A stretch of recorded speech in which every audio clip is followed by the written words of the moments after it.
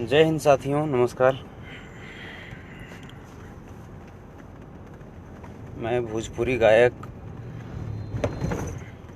व भारतीय सब लोग पार्टी के युवा राष्ट्रीय महासचिव सह प्रवक्ता एवं सांस्कृतिक प्रकोष्ठ के बिहार प्रदेश संयोजक संतोष रेणु यादव।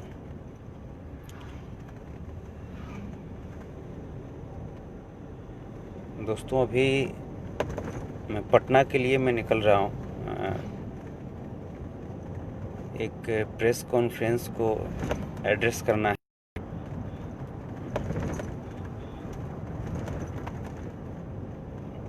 इसके बाद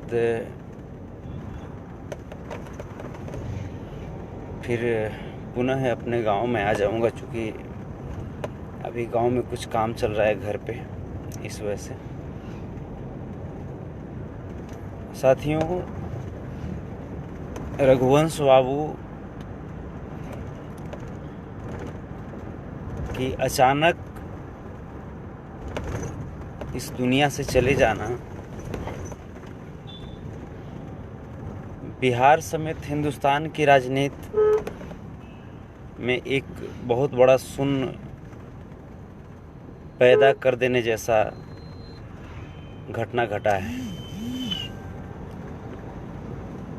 रघुवंश बाबू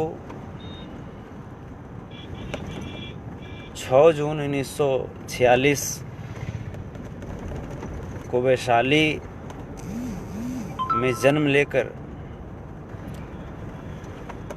कर्पूरी ठाकुर जी की सरकार में पहली बार 1977 में ऊर्जा मंत्री बनाए गए थे,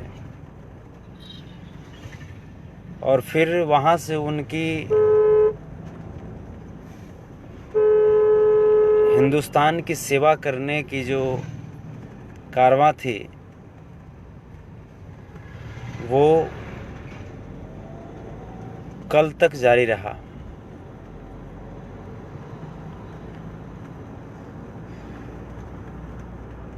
इस दौरान उन्होंने हिंदुस्तान के लिए, हिंदुस्तान की आम जनमानस के लिए बहुत सारे ऐसे कार्य किए। एक विधायक रहते हुए, विधान पार्षद रहते हुए, सांसद रहते हुए और मंत्री रहते हुए, जिसके लिए उन्हें युगों युगों तक याद किया जाएगा।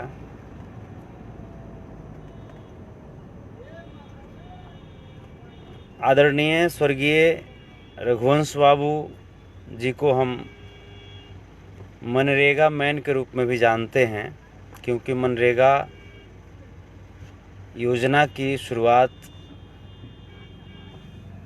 उन्हीं की देन है। यूपीए फर्स्ट सरकार में जब वो मंत्री थे, उन्होंने कई ऐसी कल्याणकारी योजनाएं आवाम के लिए लाई, जिससे फलीभूत होकर के समाज को एक सुगम जीवन जीने में बहुत सहायता मिली।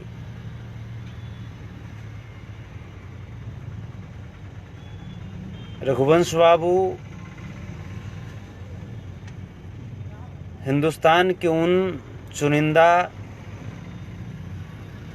राजनीतिक नेताओं में से रहे हैं जिनका सम्मान विपक्ष भी किया करती है और किया करती थी। मैं अगर अपनी निजी आदर्श की मैं बात करूं, तो कुछ ऐसे नेता मेरे ज़हन में भी रहे हैं जिनका मैं सहृदय सम्मान करता हूं और उनसे मैं बहुत प्रेरणा लेता हूं, और उन्हीं में से एक रघुवंश बाबू थे।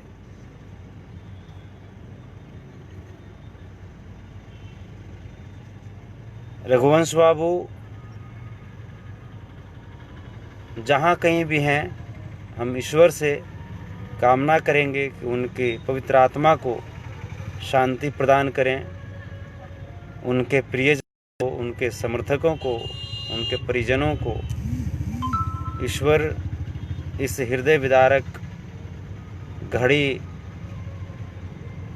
में संभलने की शक्ति दे। साथ ही साथ हम भारत सरकार से अपने इस विभूति को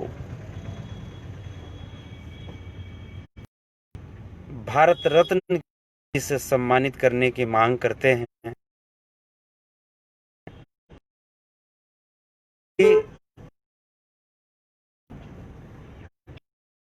मेरा विचार है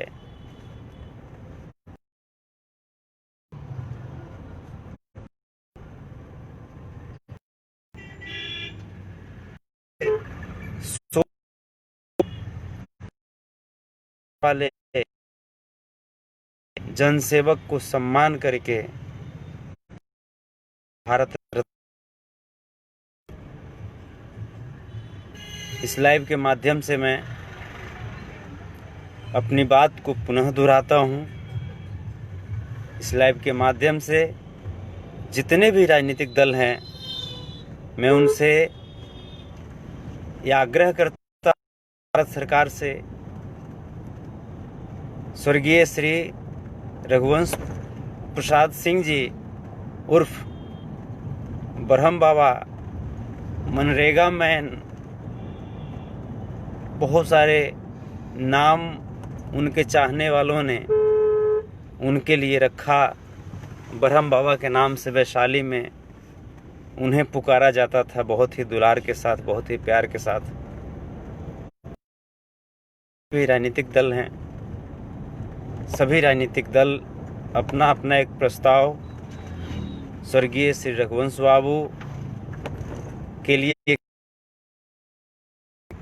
कि उन्हें मरणोपरांत भारत रत्न की उपाधि से सम्मानित किया जाए। और सच कहूँ तो इसके लिए वो सच्चे हकदार हैं, क्योंकि रघुवंश बाबू हमेशा गरीबों की आवाज़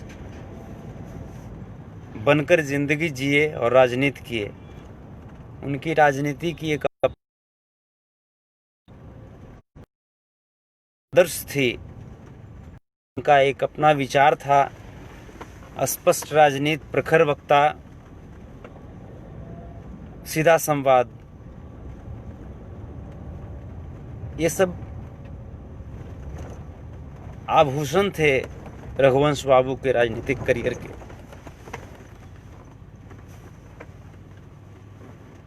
एक बहुत ओजस्वी गणित के शिक्षक,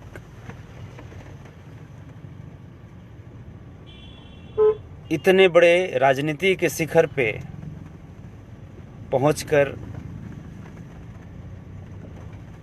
जो देश की और देशवासियों की जो सेवा की है इन्होंने, इसके लिए मैं